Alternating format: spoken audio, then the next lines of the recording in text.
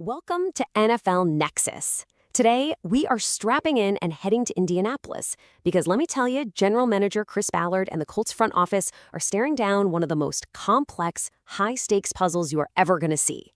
We're looking ahead to 2026, where the decisions are absolutely massive, and every single move could define their entire competitive window for years.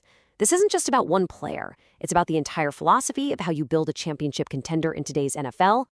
But hey, before we really get into the X's and O's here, if you enjoy these deep dives into the strategy of the NFL, do us a huge favor. Go ahead and hit that subscribe button and make sure you ring the bell so you never miss one of these explainers. And a huge way you can support what we do here, and something we're really proud of, are our coloring books. They are perfect for kids, grandkids, and honestly, even for adults just looking to relax. The link is right down in the description, or you can just scan that QR code on your screen. Your support is literally what keeps this whole thing going. Okay, let's get into it. So this is it. This is the question that's probably on a whiteboard in the Colts war room as we speak. I mean, this gets to the very core of a GM's philosophy, right? Do you pay that premium to keep the guys you drafted and developed, the players who are central to your identity, your culture? Or do you make a franchise-altering splash in free agency for that one dominant player you're missing, even if it means making a really ruthless, tough decision somewhere else? It's a classic head versus heart dilemma, but in the NFL, it's all dictated by the unforgiving math of the salary cap. To really wrap our heads around the weight of this thing, we're going to break it down into 5 key parts. First, we'll set the scene for this critical offseason. Then, we'll zoom in on the tricky offensive puzzle pieces, shift over to the defensive game wrecker they're reportedly after, connect all the financial dots, because that's where it gets interesting, and finally, we'll lay out the 2 very different paths Chris Ballard can take. Okay, so let's set the stage. As the 2026 offseason gets closer, the Colts aren't just dealing with one big contract decision. Nope. They've got 2 foundational offensive players whose rookie deals are up, and they are heading for massive paydays. Wide receiver Alec and another key weapon from that same draft class. The front office is keeping both as a huge priority. But here's the kicker. At the exact same time, the team has a glaring, persistent need for an elite, game-wrecking pass rusher. So you've got 2 massive internal priorities fighting for the same money as one massive external need. It's a classic team-building tug-of-war. And this is where the main tool for this kind of problem comes into play, the franchise tag. You can think of it as a team's ultimate trump card. It lets them lock up a player for 1 more year, keeps them off the open market, and buys some time to work out a long-term deal. But here is the single biggest catch, the rule that creates all the drama. You can only use it on one player. Just one. And for the Colts in 2026, that choice is just agonizing. And it's tough on the players, too. Sure, the tag is a huge 1-year salary, but it's not the long-term security that players entering their prime are really looking for. It's a powerful tool for sure, but man, it can also create some tension. And that brings us right to the heart of the dilemma. You've got 2 key offensive guys, both homegrown, both productive, both deserving of a big new contract, but only one franchise tag. While you could make a strong case for either of them, the source material really digs into the value of Alec and why he might just be the #1 priority. So for our purposes, let's really explore the case for why keeping number 14 is so incredibly vital for this Colts offense. So why is keeping Pierce such a big deal? Well, the numbers really speak for themselves. This guy isn't just a contributor, he's becoming a truly dominant force. He blew past the 1,000-yard mark in 2025, but the stat that should make your eyes pop is that he led the entire NFL in yards per catch for 2 straight years. That 21.3-yard average, that's not just a number, it's a weapon. It forces defenses to change their coverages, to keep their safeties deep, which in turn opens up everything underneath for everybody else. And the analysis shows he's more than just a deep threat now.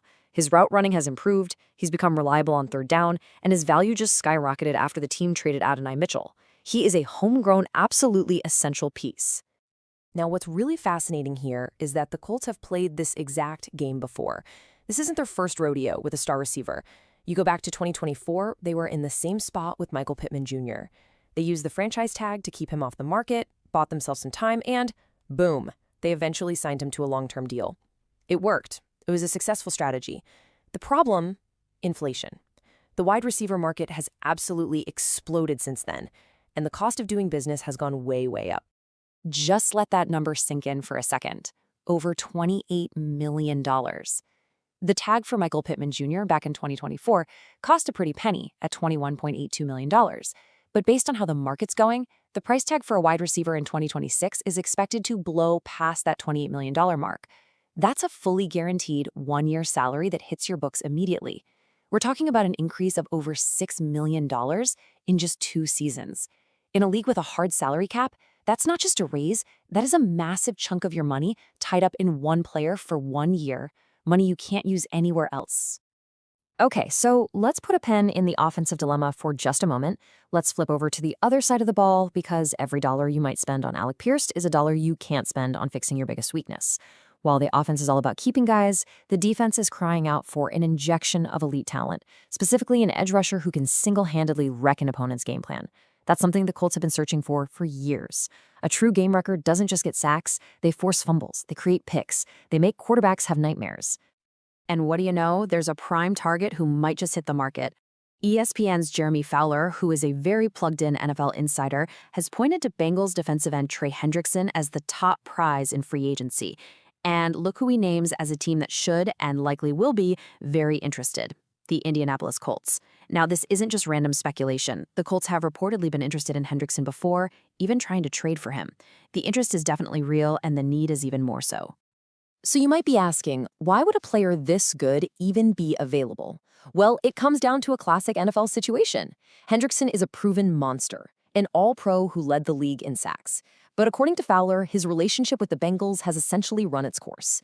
It happens all the time, right? A player outperforms his contract, he wants a new one, the team hesitates, and things go sour. Because of that, Fowler says it would be a mild surprise if Cincy even used their own franchise tag on him. And that opens the door for him to hit the open market. And here's the other huge reason why he'll probably be on the open market for the Colts to chase.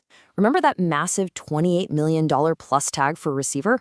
Well, guess what? The projected tag for a defensive end is even higher, clocking in at well over $30 million. For a Bengals team that might want to save money for their own young offensive stars, paying that for 1 year is probably a non-starter. And that financial pressure is exactly what creates the opportunity for a team with cap space, like the Colts, to swoop in. So here's the crucial point. The NFL salary cap isn't a suggestion. It's a hard ceiling. You can't just decide to keep Alec Pierce and sign Trey Hendrickson without the financial puzzle pieces fitting perfectly. There's no luxury tax. You've got a set amount of money, and that's it.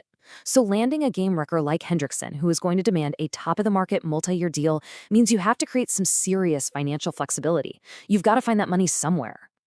And that's what creates the chain reaction you see right here. It's a simple 4-step domino effect that every GM has to deal with. Step 1, you want to sign an elite free agent. Step 2, that leads to a massive contract demand. Step 3, to meet that demand, you've got to clear a ton of cap space. And step 4, the most direct way to do that is often the most painful, moving on from a highly paid veteran already on your roster. It is the cold, hard reality of building a team in a capped league. So if you need to move on from a highly paid veteran, who's the logical candidate? Well, according to the source material from A to Z Sports, that financial domino could fall right on Michael Pittman Jr. Remember him? The guy they successfully tagged and extended a couple of years ago. Well, that extension is structured to carry a massive $29 million cap hit in the 2026 season. Now, let's be clear, this is not a knock on Pittman as a player. He is a fantastic, reliable receiver. This is purely about the numbers. That $29 million figure is a huge chunk of the cap, and it's almost exactly what a top-tier pass rusher would cost, making his contract the most logical, albeit painful, source of those funds. And all of that brings us to the final crossroads for Chris Ballard and the Colts. All these factors, the franchise tag, the rising cost of receivers, the need for a pass rusher, the structure of existing contracts, they all converge right here into one ultimate decision. The source material lays out 2 fundamentally different philosophies, 2 distinct paths for how to build this team into a real Super Bowl contender. So let's look at these 2 paths. Path A is the path of continuity. It's the one that aligns with Ballard's draft, develop, and retain mantra.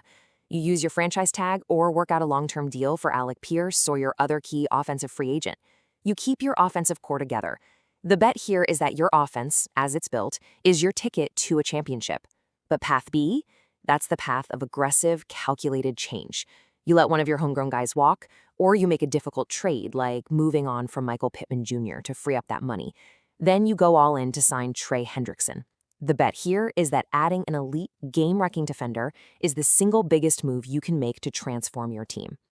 This brings us full circle, right back to that fundamental question. And there is no easy answer here. Both paths have huge risks and huge potential rewards. Do you protect the investment in your offense, hoping they can just outscore everybody?